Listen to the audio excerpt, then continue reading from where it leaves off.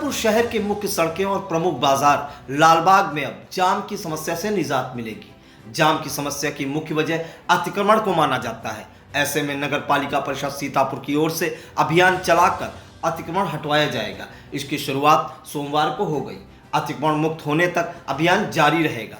पहले दिन लालबाग पड़ाव से जिला अस्पताल की तरफ सड़क के दोनों किनारों को अतिक्रमण मुक्त किया गया। नगर पालिका की ओर से पटरी दुकानदारों, फुटपाथ और स्थायी दुकानदारों को चेतावनी भी दी गई कि वह अपनी सीमा में रहें, सड़क पर अतिक्रमण कतई न करें।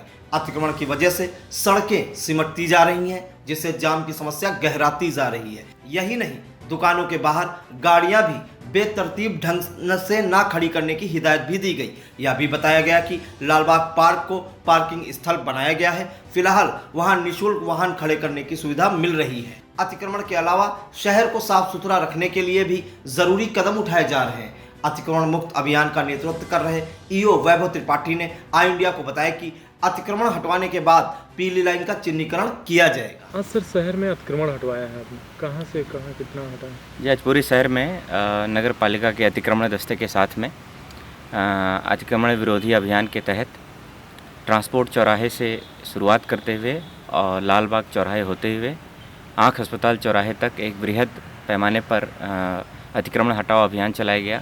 इस अभियान के तहत सबसे पहले हमारा आज का जो वो फोकस था वो था सेंसिटाइज़ करना।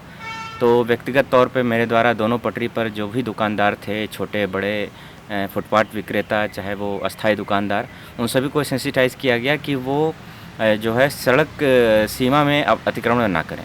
अनेक ऐसी जगह ऐसे देखा गया कि कोई एक दुकान लगा रखा है तो उसके बाहर गाड़ी जो खड़ी हैं वो सड़क तक खड़ी हैं, या वो अपनी दुकान पर जो डिस्प्ले लगाया है जैसे मैनिक्विन वगैरह लगाया हुआ है कपड़े की दुकान पे, वो बिल्कुल फ्रंट तक आ रहा है, जिससे कि थोड़ा थोड़ा दोनों तरफ से होने की वजह से जाम बहुत ज़्यादा लगने लगता है और ये स्थिति बहुत ज़्यादा बुरी हो जाती है लालबाग चौराहे और उसके आसपास के इलाकों में।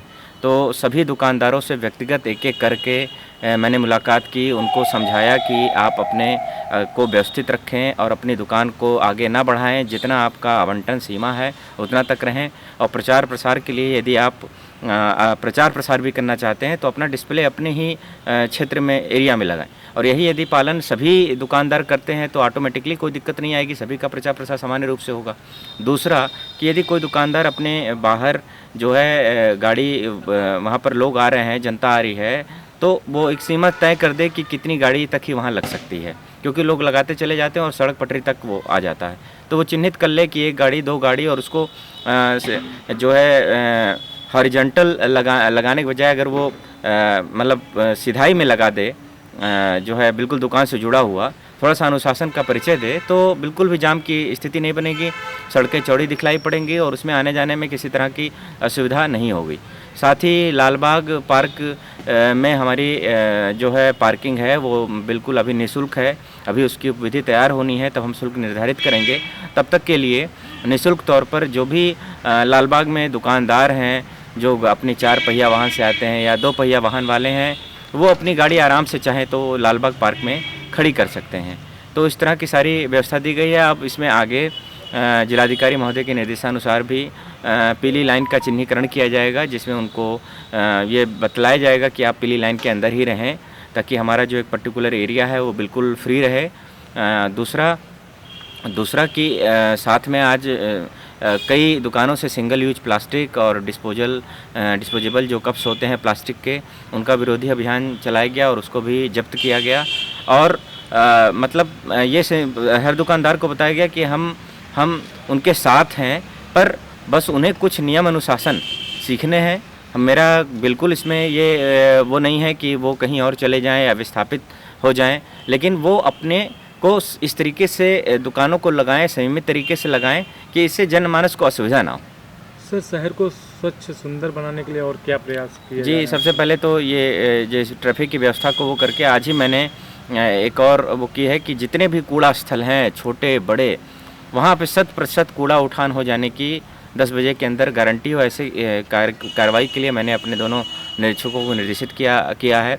साथ ही सफाई नायकों को भी ये चीज़ बोली गई है कि वो सफाई पर विशेष ध्यान दें। कूड़ा उठान तो हर स्थिति में होना चाहिए। दूसरा, विलम्ब से झाड़ू लगने की शिकायत भी प्राप्त हुई है, तो उस पर भी संज्ञान लिया गया है। लेकिन जब मेरे द्वारा पूछा गया तो बताया गया कि वो दोबारा झाड़ू लगा रहे थे, क्योंकि आजकल पतझड़ के मौसम में काफ़ी पत्ते गिर रहे हैं, जिसकी वजह से दिक्कतें आ रही हैं। साथ ही साथ अब डस्टबिन जो हमारे रखे हुए हैं, इनको चूँकि ये डस्टबिन कंपैक्टर के ही माध्यम से ऑपरेट होते हैं, और कंपैक्टर की जो हमारी मशीन है वो अक्सर ख़राब हो जाया करती है, तो उसमें जो भी जिम विक्रेता जो भी से हमने उसको लिया है, उसके इंजीनियर के माध्यम से इन गाड़ियों को बिल्कुल सही करके बनवाया जाएगा, ताकि समय से इन डस्टबिनों से कूड़े का उठान हो जाए। साथ में पब्लिक से ये अपील है कि यदि नगर पालिका प्रयास करती है कि कूड़ा हटा लिया जाए, तो आपका भी यह प्रयास होना चाहिए कि आप गंदगी ना करें। जहाँ तहाँ चिप्स का पैकेट फेंक देना, पानी की बोतल फेंक देना, या आपने देखा होगा कि कलेक्ट्रेट के आसपास रात में कितना ज़्यादा कूड़ा सभी दुकानदार सामने फेंक के चले जाते हैं। तो वो केवल वो साथ में नागरिकों का भी कर्तव्य है कि उनको सेफली जो है डिस्पोजल करें। यदि वो अपने सब साथ में डस्टबिन भी रखना चाहते हैं, तो डस्टबिन, छोटी डस्टबिन महंगी नहीं आती है। जैसे कोई चाट की दुकान है, अगर वो छोटा डस्टबिन रख दे तो कम से कम उसके पत्ते वगैरह सब उसमें आ सकते हैं, तो जगह यहाँ वहाँ बिखरेंगे नहीं। एक जागरूकता की आवश्यकता भी है। तो आपके माध्यम से मैं अपील करना चाहता हूँ कि थोड़ा सा इस चीज़ को गंभीरता से लें, और सीतापुर हम सभी का है, और इसको स्वच्छ रखना हमारे साथ साथ आपकी भी जिम्मेदारी है।